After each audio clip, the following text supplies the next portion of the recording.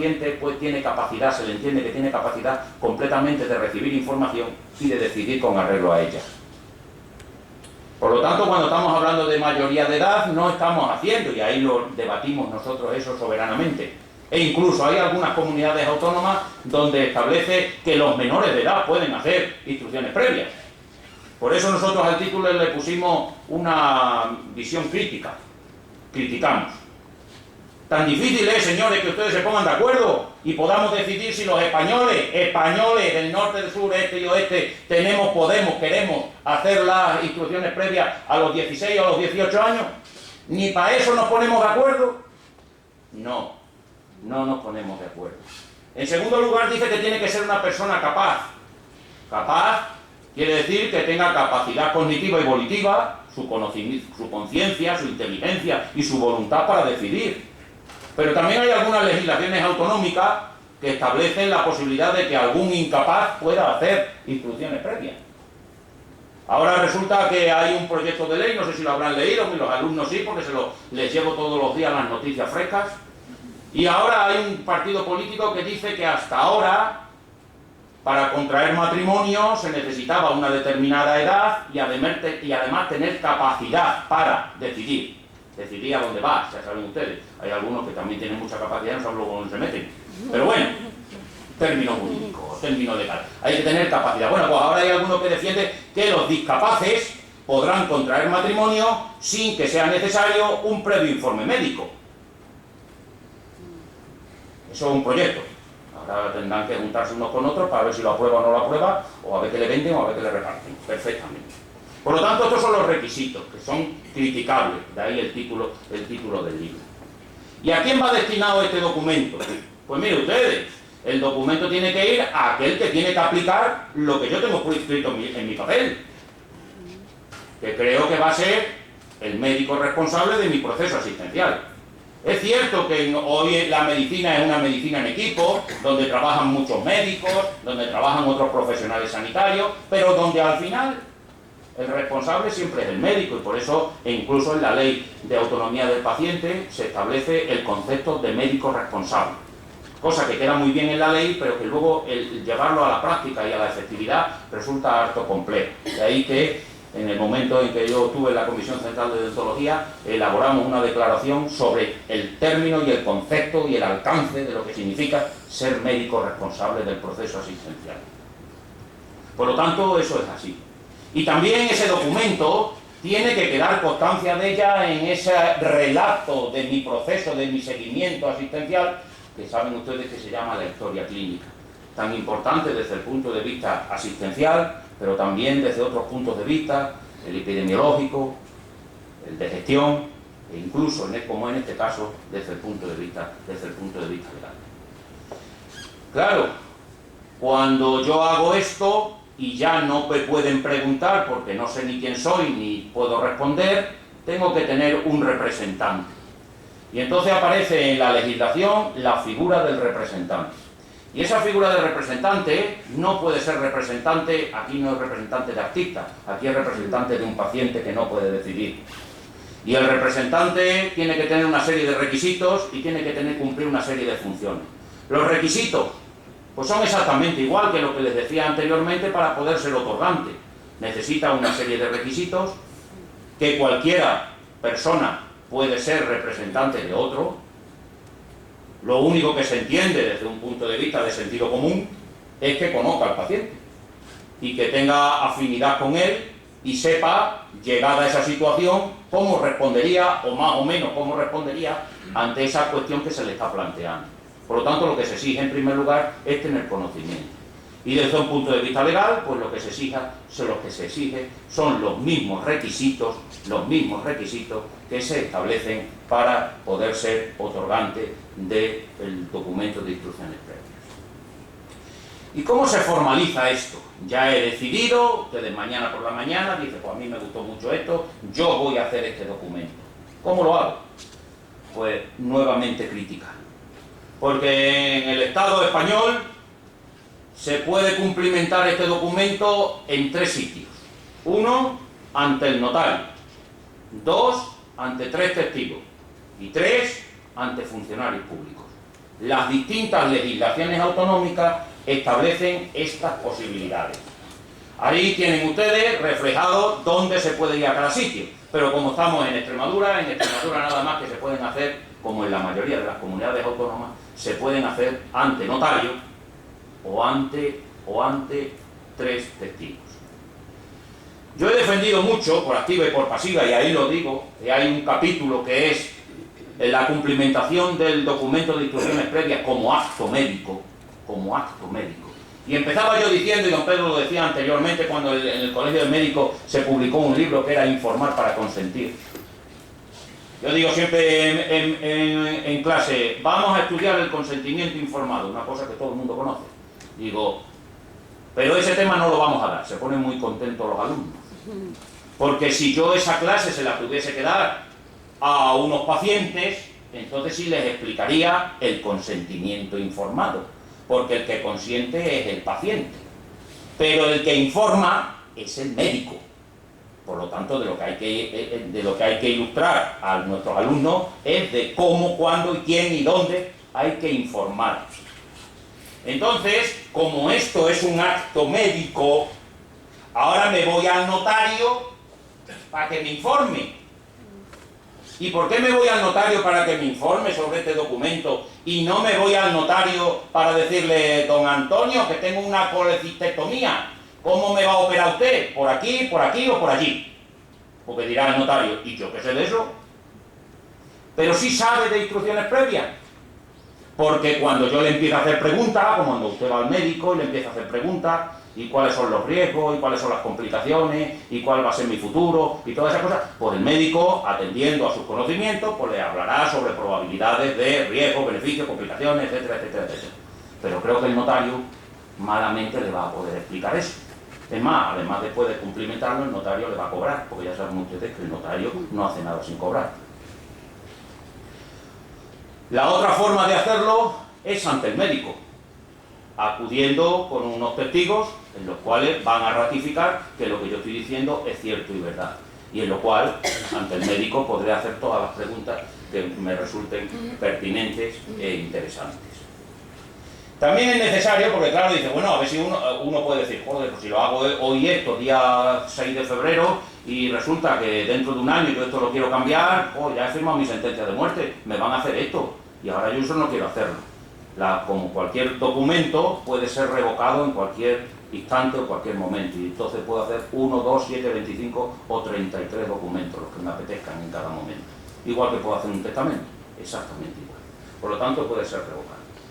Una vez que ya he cumplimentado ese documento, tiene que quedar reflejado en algún sitio, y entonces se establece el registro.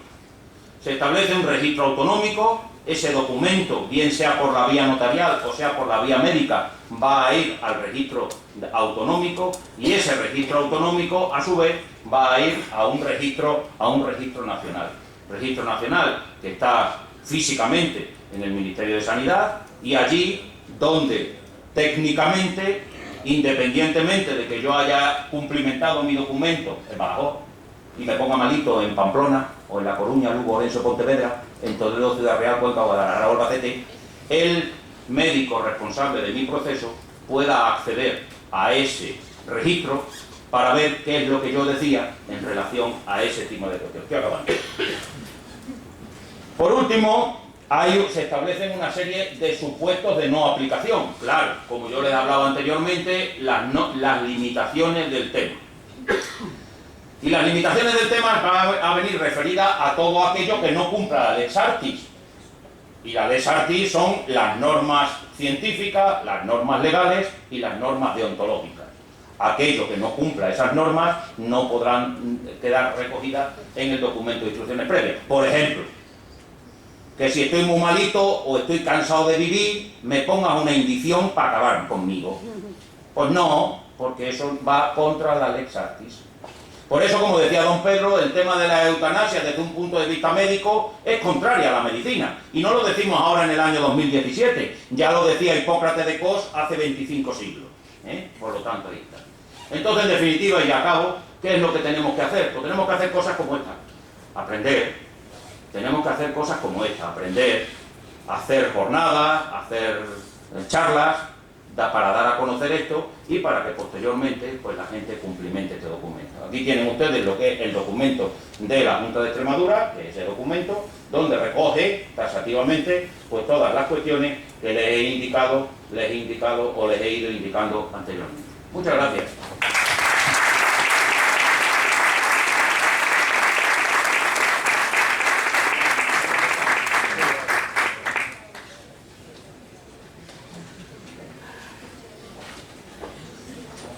Buenas noches.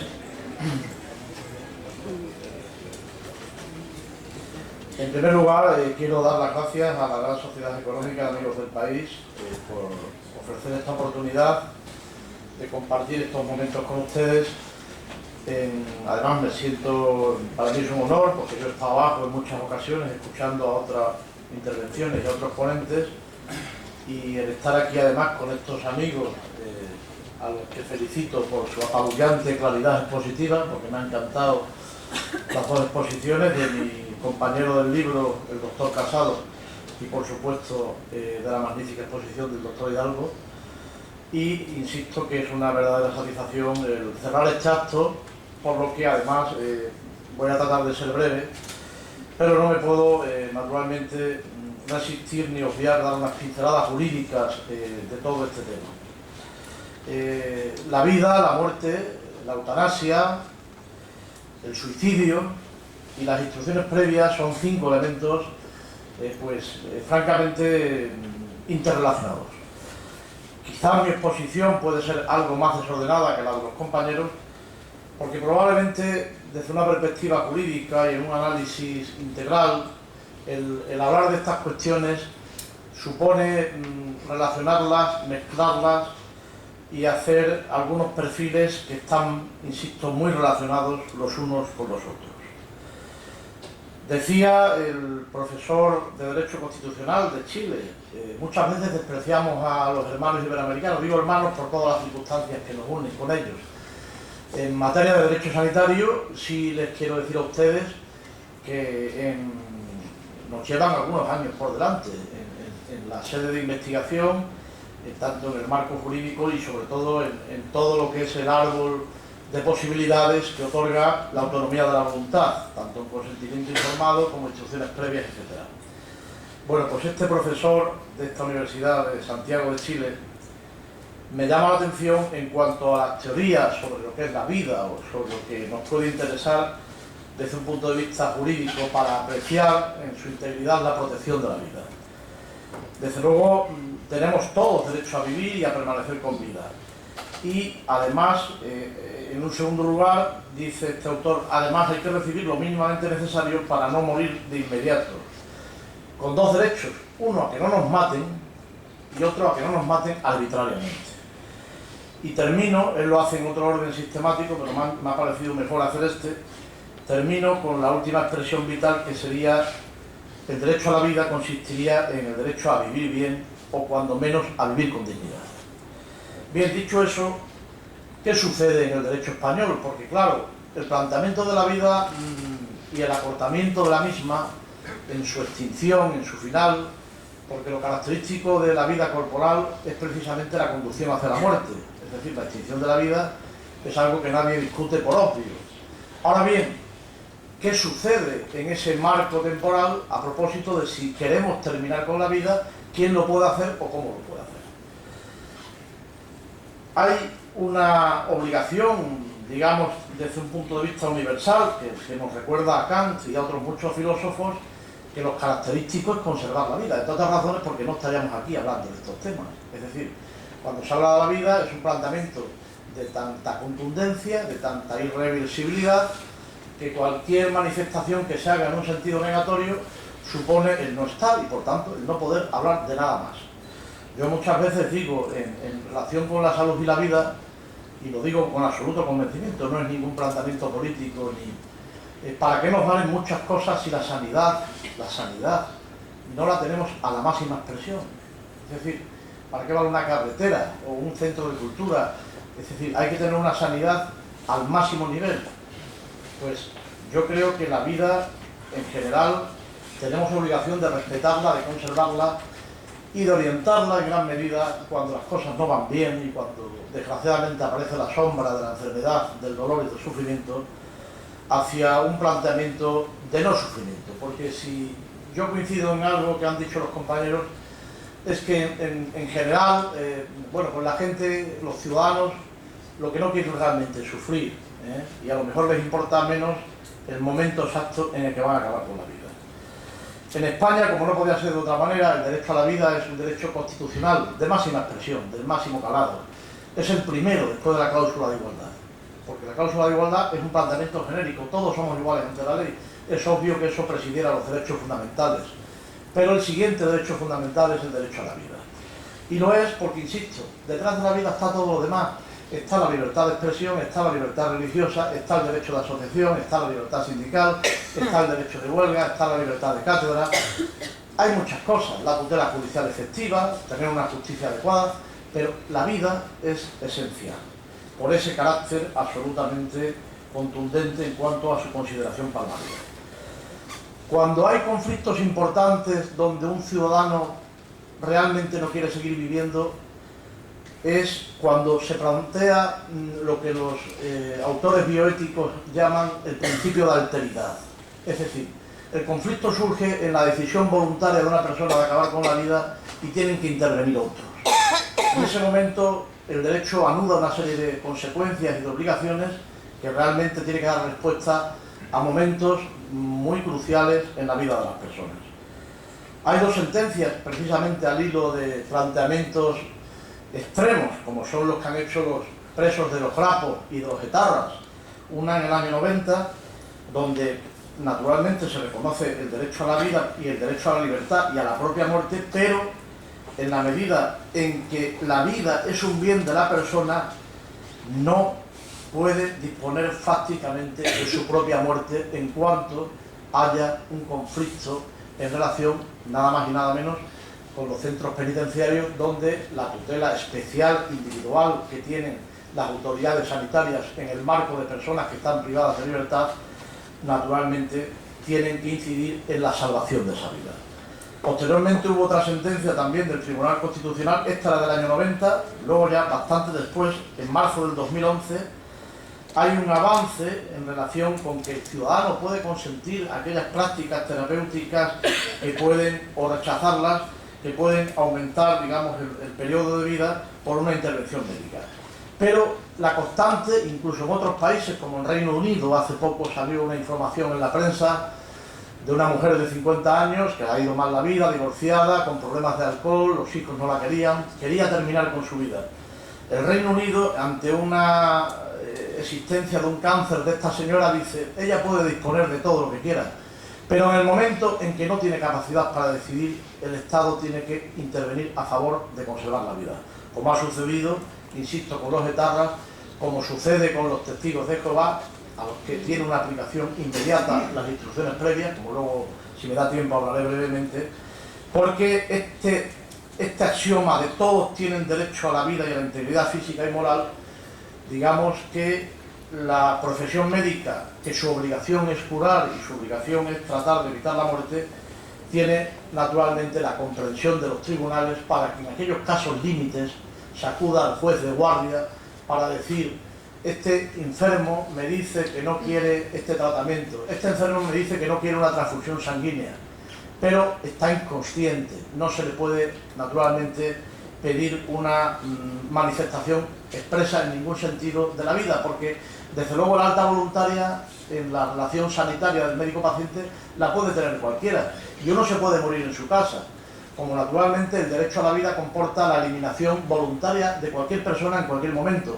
Alguien se puede tirar por el puente, puede ingerir veneno, pero desde luego cuando interviene la protección de la medicina o interviene un tercero, la cuestión varía sustancialmente. Y varía porque, con independencia del planteamiento que tengamos a propósito de la eutanasia y del suicidio médicamente asistido, el Código Penal español es una ley orgánica y es una ley que castiga aquellos comportamientos más graves que ofenden bienes jurídicos de máxima protección. En el Código Penal se castiga la inducción al suicidio, se castiga el auxilio al suicidio Y también se castiga como una modalidad muy atenuada el auxiliar a alguien que padece una muy grave enfermedad, que su pronóstico es terminal y que tiene padecimientos incurables, a proporcionarle la muerte. Miren ustedes, yo recuerdo el caso San Pedro, que es un caso que hemos conocido todos, que además dio lugar a una magnífica película, que fue oscarizada, la mejor película extranjera, y se llevó 14 premios Goya, Mar Adentro, que desde luego creo que fue bueno, pues una manifestación artística desde un punto de vista cinematográfico pues tan cruda como la realidad de este pobre señor, que tuvo un accidente en una playa asturiana en el año 68 y que murió 30 años después. Es decir, este hombre tuvo 30 años de sufrimiento. Yo he rescatado incluso de sus cartas desde el infierno, donde él decía, pues, ¿qué hago con este cerebro sin cuerpo? Quiero liberar mi espíritu de esta jaula corporal. La muerte es una etapa de la vida. Tengo derecho a elegir mi muerte. Estas reflexiones que él las hacía, y que, como saben ustedes, pues una amiga suya, 7 años después, cuando sabía que estaba prescrita la actividad delictiva, lo reconoció diciendo que le había dado cloruro potásico, adjuntando además un vídeo donde él evidentemente pedía inequívocamente la muerte. La respuesta, insisto, y en relación a este caso de San Pedro con el derecho penal, es que no cabe, nos guste o no nos guste, por encima de planteamientos éticos, ni la inducción al suicidio, ni el auxilio ejecutivo, ni la cooperación al suicidio de otra persona hasta el punto de ejecutar la propia muerte, como era el caso de esta señora, aunque parece ser como una comunidad, digamos, de equipo en torno a que alguien compró el cianuro, el otro fue a no sé dónde, y al final esta señora Manuela Manillo fue la que se lo diera. Lo que sucede es que hay otros casos, porque este supuesto, con todo el respeto a la memoria y que descanse en paz Ramón San Pedro, se insertaría dentro de lo que se llama el cansancio y el suicidio por cansancio, que hablaba el doctor Hidalgo, que creo que ese proyecto en Holanda se ha paralizado. Los proyectos donde se admite la eutanasia son, las legislaciones donde se admite la eutanasia, Oregón, Washington, por supuesto Holanda, son países donde no es tan fácil, es decir, estamos siempre en presencia de enfermedades terminales, tiene que haber varios diagnósticos médicos, tiene que haber un pronóstico de vida muy corto, en algunos países inferior a 6 meses. Es decir, que nadie se piense, cuando estamos viendo en los medios de comunicación a favor de la eutanasia, manifestaciones continuamente, los países donde están regularizados, quitando este paso hacia adelante que parece haber dado Holanda, que tengo conocimiento de que se ha paralizado la proposición de ley, son en relación a estas enfermedades terminales a las que el Código Penal nuestro trata de un modo más dulcificado, más atenuado. Pero existe condena, aunque se baje la pena en 1 o 2 grados. En definitiva, en España se castiga esa eutanasia o ese auxilio hacia la muerte. Ahora bien, y aquí es donde viene un poco el contenido de nuestro trabajo, de la que nos sentimos, como el doctor Casado ha dicho, francamente orgullosos. De haber cogido ese artículo 11 de la Ley de Autonomía de Voluntad, que en un momento determinado permite que alguien, y para mí esto es maravilloso, que alguien pueda desplegar efectos cuando ya no somos nosotros, cuando alguien está incapacitado, cuando alguien está postrado, cuando a alguien le falta la conciencia. Qué maravilla el que se nos respete aquello que nosotros podemos poner en juego o podemos decirle a los médicos dentro del marco legal. Porque naturalmente la profesión médica no puede preorientar hacia la muerte. Yo sé, y alguno podría decir, bueno, y lo de Leganés ahí está. Evidentemente fue un archivo por la vía penal, pero aquel asunto dejó muchas dudas. Dejó muchas dudas porque fueron sedaciones que triplicaban el número permitido en cualquier hospital y además se hicieron en urgencia y una proporción de muertes absolutamente excesiva. Pero no quiero hablar de eso. Quiero hablar de cuando alguien, efectivamente, de un modo voluntario, dice al médico, mire usted, no lleguen hacia más. Y en esa guía de sedación paliativa o de sedación en la agonía, cuando tenemos enfermedades que realmente, probablemente, sea cuando nos queramos marchar, pues el médico no va a ser insensible. Alguien que tiene unas instrucciones previas en la historia clínica y ya le está adelantando al médico, oiga, mire, si yo entro en esta situación, no me tengo usted ni siquiera una semana ni un día más. Y si la sedación tiene que ser más potente o más intensa y eso va a suponer un acortamiento, ya le anticipo que mi voluntad es no sufrir. Y esa es, yo creo que la grandeza de este documento, que por supuesto en el ámbito post-mortem, como ha dicho el doctor Casado, ahora hay muchas cuestiones. El tema de, ha dicho el Papa recientemente, que no es, digamos, sagrado, que no autoriza a tirar las cenizas en cualquier sitio que no sea un camposanto. Bueno, pues nosotros podemos desobedecer eso porque lo hemos dicho. Y además, parece una bobada, pero ¿cuánta gente se está enterrando habiéndole dicho a un familiar que se quiere incinerar? Si eso queda reflejado ahí, alguien puede reclamar y alguien puede exigir que se incinere, porque mi propósito es que me incinere, o al revés, que no me incineren y me quiero enterrar, porque a lo mejor la mujer dice, no, yo me llevo mejor la urna con la ceniza que no dejarlo, en fin.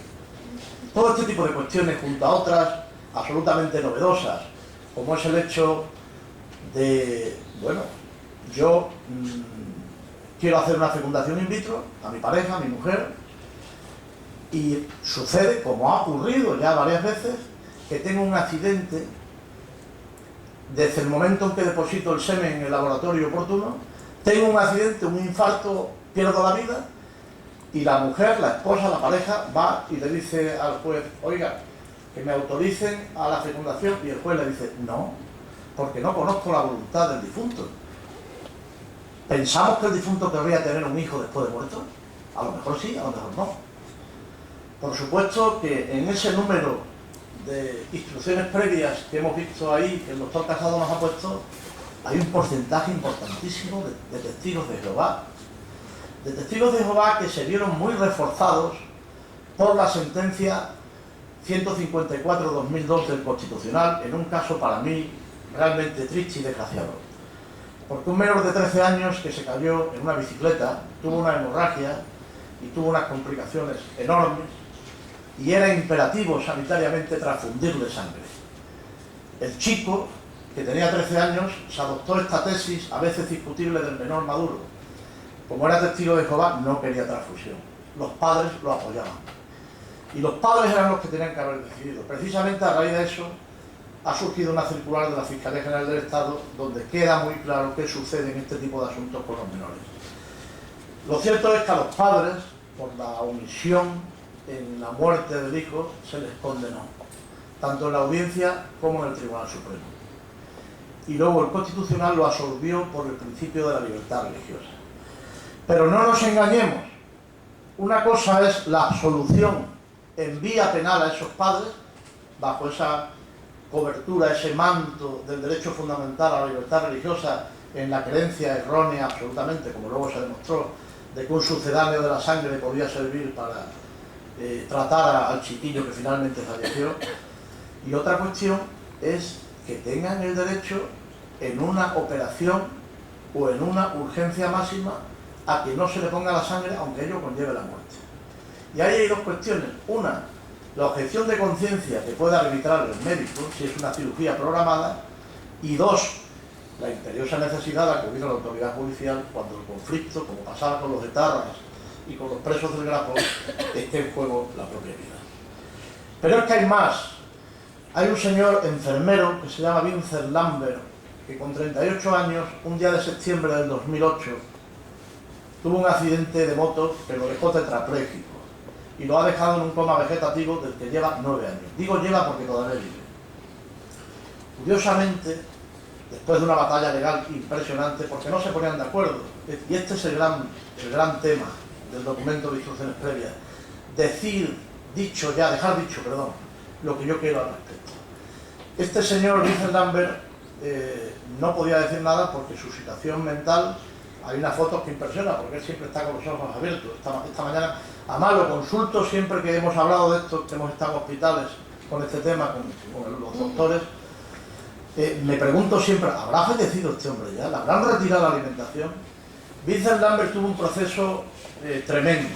¿Por qué? Porque su mujer y 5 de sus hermanos querían que el hospital le retirase la alimentación parenteral y le retirase los soportes de respiración artificial, etc. Sin embargo, sus padres y uno de sus hermanos no querían bajo ningún concepto. El Consejo de Estado francés, que digamos que es el Tribunal Supremo Contencioso en España, la sala de del Consejo de Estado francés autoriza al hospital, dadas las circunstancias, de retirar, y dada la mayoría del planteamiento y el hecho de que la esposa y 5 hijos quisieran, perdón, 5 hermanos quisieran la retirada. Pero la madre no se está quieta, los padres no se están quietos y van al Tribunal Europeo de Derechos Humanos, porque el artículo 2 protege la vida en toda su extensión, y no dice el artículo 2 del Convenio Europeo de Derechos Humanos, que es el que nos vincula. Bueno, la vida en determinadas circunstancias se puede eliminar o se puede suprimir, o aquí permito la eutanasia, o hablo de una bienestar, o hablo de una calidad de vida. No habla de eso el Convenio Europeo de Derechos Humanos. Pero, como era un caso realmente sangrante y la verdad muy duro, el Tribunal Europeo de Derechos Humanos hace una información inquisitiva y empieza a investigar algo realmente difícil y curioso al mismo tiempo. ¿Qué hubiera deseado este señor si hubiera vivido ante la situación que le había ocurrido? Empieza a preguntar, aparte de la familia, a los amigos, etc. Y hace una resolución, una sentencia que marca un hito, porque anteriormente no se había admitido ni en el caso San Pedro. El caso San Pedro fue rechazado por el Tribunal Europeo de Derechos Humanos. San Pedro inició un peregrinaje que algunos dicen, la crítica que se le puede hacer al Estado español es que en un momento determinado no admitió un uso intensivo de la sedación, hacia el momento donde él tuvo crisis físicas importantes, porque en San Pedro la cabeza sí le funcionaba correctamente. Pero bueno, al margen de San Pedro, en el caso de Urbana en Claro, en Italia, tampoco el Tribunal Europeo de Derechos Humanos había admitido ninguna posibilidad de retirada, y los tribunales italianos, bajo su puente y riesgo, en este caso admitieron una retirada que se creó una polémica, recordarán, en Italia muy fuerte. Pero en este caso del francés sí que lo admitió, en esa información, para realmente investigar algo que él no podía haber dejado dicho con las instrucciones previas. Como cualquier persona de las que estamos aquí, si tengo un accidente y quedo en un coma vegetativo, yo no quiero seguir viviendo artificialmente. Bueno, pues en junio del 2015 el Tribunal Europeo de Derechos Humanos autorizó a retirar la alimentación parenteral y el soporte de vida que tenía artificialmente este señor. ¿Qué sucede? Que los padres no se rinden y vuelven otra vez a la justicia francesa. Y la justicia francesa, con el informe del hospital, porque en el hospital ningún médico literalmente se atrevía a quitarlo, porque decían, y esto es discutible, que no había un proceso de serenidad, no había un proceso de conformidad familiar para hacer eso. Y a día de hoy, Vincent Lambert lleva prácticamente 9 años postrado en la cama, esperando a que le llegue su muerte en el momento definitivo. Por tanto, y yo concluyo con ello, el documento de instrucciones previas, voluntades anticipadas, a mí me llama la atención, parece un concurso de redacción infantil, ¿verdad? El haber puesto tantos nombres. Y además, es absurdo que las comunidades autónomas disgreguen todo el contenido normativo en cuanto a dónde se hace, cómo se hace, no tiene ni pies ni cabeza. Este es un tema importante, es un tema del que se va a hablar mucho, porque las leyes que están ahora en marcha, ya hubo un proyecto socialista que a mí me pareció muy interesante en el año 2011, a propósito de lo que muy bien califica, digamos, erróneo, la muerte nunca es digna, por supuesto que la muerte nunca es digna, pero el morir dignamente sí se puede decir, o el tener un soporte, digamos, médico-sanitario vital adecuado en esos últimos momentos. El documento de instrucciones previas, escasamente conocido, escasamente utilizado y muy poco aplicado, yo creo que precisamente al hilo de estas proposiciones legislativas del bien morir va a tener una eficacia que va a ser bien recibida, y no me queda más que decirles y agradezco su atención. Muchas gracias.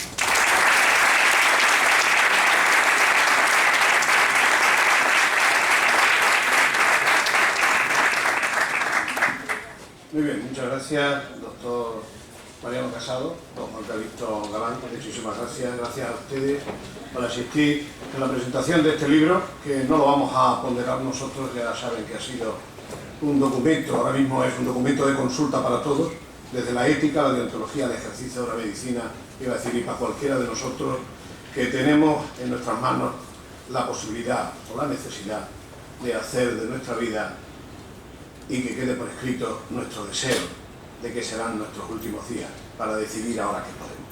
Un gran libro, un gran trabajo que ha merecido ese gran premio. Si me permites, Pedro, que voy a decir, porque me lo dice, siempre me lo recuerda.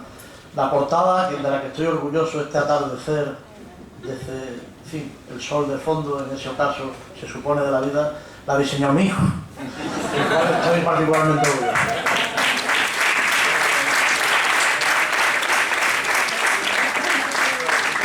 No obstante, dicho esto, y habiendo establecido nosotros la ponencia, si tienen a bien realizar algún tipo de pregunta, espero que sepamos contestarla. Tienen ustedes la palabra.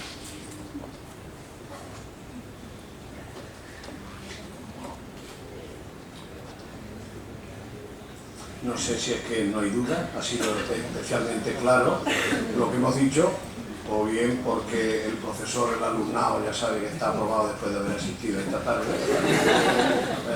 o bien porque consideran que no seremos capaces de contestarle. A mí me quedaría, si no, hacer una pregunta. Nosotros establecimos en un libro hace 4 años decisiones críticas, que es el momento que se toma, generalmente viernes, son las 3 de la madrugada, y hay que tomar la decisión cuando alguien confiesa que es testigo de Jehová y no confiesa que tiene testamento vital. Nosotros decimos dónde están las instrucciones previas, vamos, rescatamos y tenemos que derivar la mayoría de las veces a unidades de cirugía sin sangre o quien puede trabajar con expansores de plasma.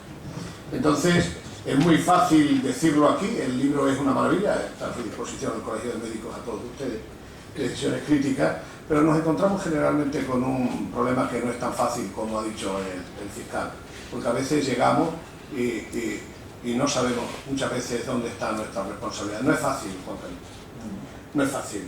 No es fácil, y ya lo vimos el caso de Cuenca, ¿no era de Cuenca? El joven, y muere, y se condena, y al final ha muerto, ha quedado, y ha sido antes después. Porque has dicho, y queda, o debe de quedar bien claro, porque el derecho a la vida, pero la libertad religiosa está por encima del derecho a la atención sanitaria. Pensamos que es un derecho constitucional, ¿verdad? El derecho a la vida sí, pero el derecho a la atención sanitaria, el derecho a la sanidad mal explicado no existe, ¿cierto? No, por supuesto, y además en este asunto, respecto a lo que tú dices de la posible responsabilidad de los médicos, es obvio que la situación de conflicto vital la tienen que evaluar de un modo definido, porque si no puede ser, en este caso fue un auténtico desacierto por parte de todos los que intervinieron. En cuanto que hubo un peregrinaje, se le dio el alta voluntaria 2 veces, y ya la tercera, de madrugada fueron a por el chiquillo, porque el juez de guardia autorizó la transfusión. Y ante la gravedad y como estaba el planteamiento del asunto, fueron de madrugada por el chiquillo para hacer la transfusión y se llegó tarde y el chico falleció. Pero el consejo es que el médico, ante la duda y ante un conflicto vital de esta naturaleza, acuda al juez de instrucción, al juez de guardia, porque en un momento determinado es el que tiene que salvar la vida o el que tiene que impetrar ese derecho fundamental. Yo me ha llamado la atención, hay varias resoluciones, sobre todo de Guipúzcoa, donde a toro pasado siempre es fácil darle la razón al testigo de Jehová y se le está dando un tirón de orejas al médico. A mí no me ha gustado ver esas resoluciones, porque ojo, las resoluciones se acatan, pero las resoluciones, cualquier resolución judicial, venga de donde venga, aunque venga del Supremo o del Constitucional, las podemos no compartir, las podemos criticar libremente, porque somos humanos, o podemos compartirlo o no. Bien, ¿qué sucede? Que cuando el médico ha acudido al juez de instrucción, el juez de instrucción ha autorizado el derecho o la obligación, naturalmente, de administrar la transfusión. Luego, el testigo de Jehová ha recurrido, aunque el objeto procesal prácticamente había decaído, a la audiencia, para que dijera la audiencia, en este caso de San Sebastián, si estaba bien hecha la resolución del juez, si el juez puede imponer a la fuerza a que el médico tome esa decisión. Y, sorprendentemente, no, el derecho a la libertad, el derecho a... Bueno, bien, pero me gustaría saber y estar en la postura del médico si ese paciente fallece. Entonces, ¿qué pasa? Hay una pregunta que yo siempre lanzo y que siempre me ha generado incertidumbre. Como médico en consulta, pues en cualquier momento uno piensa, ¿cuándo debo de informar, debo de fomentar las instrucciones previas? Imagínense que el doctor Buitrago pasa consulta mañana y me dice, Juan, sería bueno que hicieras el testamento vital para que lo entiendan las instrucciones previas. Claro, el hombre diría, qué malo me estará viendo para que me estés diciendo que haga las instrucciones previas. ¿Cuándo lo hacemos? Realmente, en lo que nos basamos, o viene siendo de especial consenso, es que debemos de hacer esta información en foros, en asociaciones de pacientes, donde vayamos desmitificando que, como algunas personas piensan que ir al notario a hacer el testamento es una forma de ver llegar la muerte, y a lo mejor la tenemos a la vuelta de la esquina. Pero debemos de hacerlo estando lo suficientemente sanos. Imagínense ustedes, los jóvenes que llegan, tienen abuelos, llegan a casa y le dicen, abuelo, vengo de una charla, que si has hecho lo de las instrucciones previas. La verdad que a lo mejor no le infundes el ánimo, pero si sabes decirlo, es necesario que vayamos introduciendo, bien por vía de decir la donación, bien por decir qué debemos de hacer, qué deberíamos tener hecho, qué te parece, y te lo explico. Y luego piénsenlo, y tiene que ser en los momentos quizás de, igual que tenemos protocolo para el niño sano o protocolo del adulto, el prepararnos para. ¿Y dónde lo hacemos? El doctor Casado ponía, y le voy a dejar la palabra en lugar de hacerlo, porque él defiende en este libro como acto médico. La Junta de Andalucía lo puede hacer ante dos funcionarios. Podemos ir a la Consejería de Agricultura, y a los dos que están allí midiendo los caminos, y dice, padre, que vengo a firmar esto de las instrucciones previas, y le mande, y pues sobre el hombro, a ver cómo me lo explica. Esto no es baladí, tenemos que hacerlo con la serenidad, con la tranquilidad, pero iba a decir casi en sitio, o en sede parlamentaria, en sede médica. Podían ser, ¿verdad, Mariano? ¿Qué sitio? Efectivamente. Quizás, y has puesto al doctor Buitrago como ejemplo, y el doctor Buitrago es de atención primaria, y rápidamente te saldría los de atención primaria diciendo que no tienen tiempo para ponerse a explicar todas esas cosas, y es cierto y verdad. Pero sería un sitio bueno donde se podrían hacer, generalmente donde hay una mayor relación entre el médico y el paciente, donde se establece una relación más directa, de mayor confianza, es con el antiguo médico de cabecera, hoy llamado médico de familia. Pero también es cierto, y como decía el doctor Hidalgo, pues sin duda alguna el fomento, ¿no? Estamos en un foro donde lleva por lema fomenta enseñando, pues fomenta enseñando. Hacer cursos, cursillos, jornadas, reuniones, charlas en distintos ámbitos, como este o como otros muchos, más específicos, es bueno. Y sin duda alguna otra cuestión, y tú sabes que yo lo he dicho y lo he escrito aquí, otro sitio donde es muy bueno es el Colegio de Médicos. El Colegio de Médicos es un lugar donde se puede hablar de esto tranquilamente, donde se puede hablar sosegadamente y donde se puede explicar particular o colectivamente lo que es las instrucciones previas.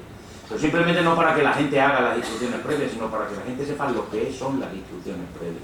Las instrucciones previas no se deben hacer en el momento en que me han diagnosticado el cáncer de pulmón, porque ya me están diciendo que me voy a morir y que haga el favor de ir poniendo los papeles, arreglando los papeles. Sino que lo que normal es esto, hacerlo, cumplimentarlo como se hace un testamento, donde se debe hacer un testamento, es dejarlo cuando una persona está bien, está sano, física y psíquicamente. Por lo tanto, esos tres sitios son tres sitios buenos para hacerlo. Pero lo que hay que hacer es fomentar esto para que la gente sepa y conozca de esta cuestión.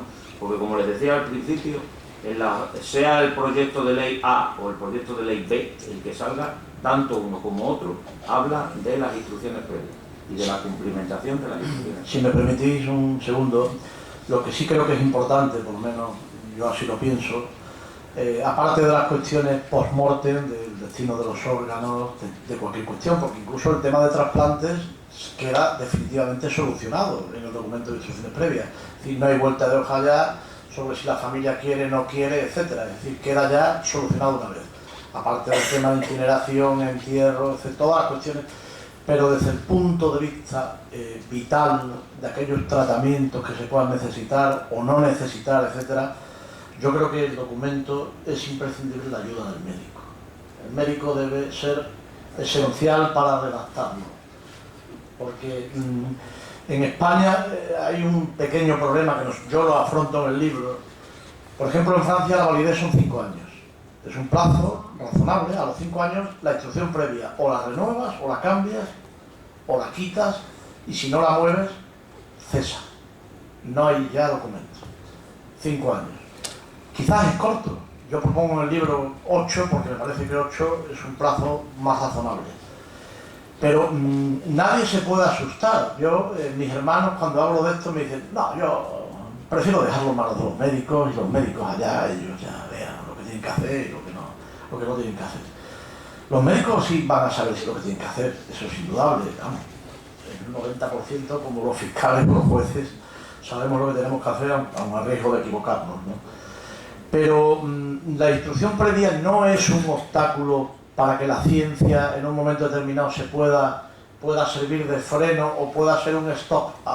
No, es que como ha puesto en instrucciones previas, no, hombre, la res artis es lo primero. De tal manera que si en el cáncer de pulmón hay una técnica que razonablemente puede augurar un aumento de vida, eso sin perjuicio de la sede paliativa y del no sufrimiento, etcétera. Pero que por una instrucción previa no se va a paralizar un tratamiento que sea positivo para el paciente. La instrucción previa va a preordenar, va a orientar, va a sugerir, para que el médico, en un momento determinado de conflicto y en un escenario de dificultades máximas, tenga un espejo que le ilustre y que le ayude a comprender lo que el paciente quiere. Y lo que el paciente quiere en una realidad diametralmente irreversible es, no, mire usted, no siga ya. Profesor Campilla. ¿Tenemos micrófono de sala? No, a mí con el chorro de voz que tengo yo. Bueno, yo quería preguntar sobre todo la opinión legal, porque yo estoy convencido que las instrucciones previas tienen un núcleo común, que todas las instrucciones previas tienen un núcleo básico y que es común a todas las instrucciones previas que se fomenten, ¿no?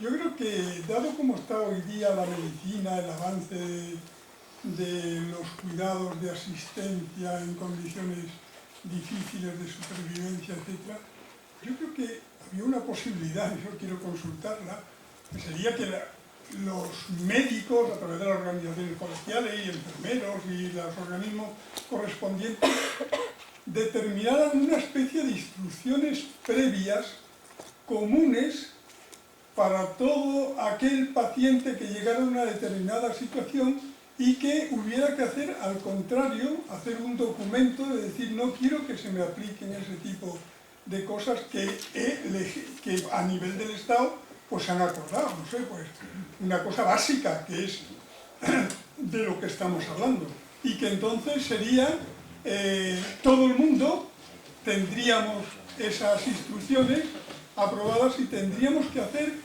el acto de no querer que se me aplique. En realidad, lo que usted está indicando es prácticamente lo que probablemente al final vamos a tener, que es una ley para todos sobre ese final digno de la vida y que, bueno, y que serviría para... Pues mire, profesor, el documento está hecho.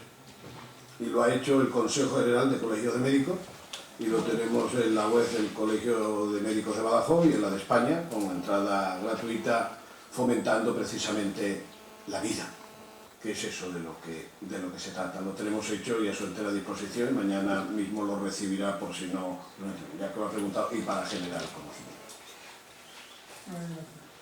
Bueno, pues sin extendernos mucho más, vamos a cerrar. Y mire, preparando este tema, nos encontramos como un estudioso Casper, viene el hombre a decir, estudiando por profesiones ciertas preguntas: ¿con qué frecuencia piensa en la muerte?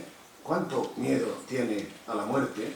El grupo de médicos que contesta a esta encuesta resultó ser el que menos pensaba en ella, pero el que más la temía. Parece mentira, pero los médicos tienen más miedo a la muerte que los enfermos, porque los enfermos ven su muerte o su última fase de la vida.